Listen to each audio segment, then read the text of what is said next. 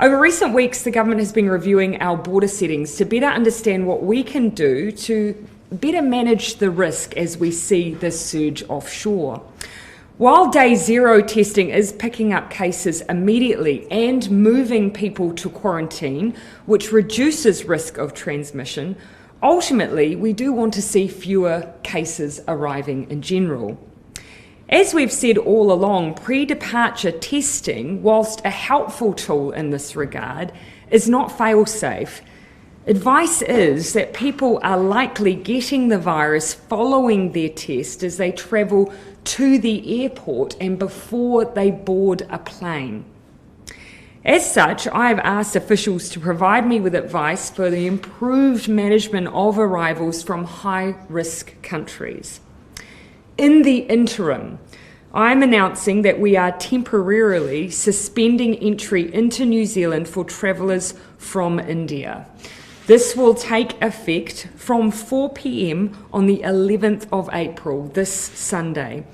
That allows us time to draft the legal orders that will be required. This temporary suspension will remain in place till the 28th of April.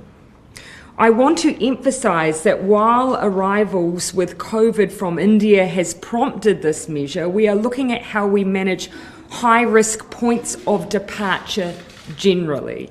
This is not a country-specific risk assessment, but of course a risk assessment generally to ensure we better manage the number of cases that are coming in from those countries that are experiencing a surge. During this temporary suspension, the government will investigate options to manage risk, and while, though, we have put in place previous travel bans on countries, we have never previously suspended travel to New Zealand citizens and residents.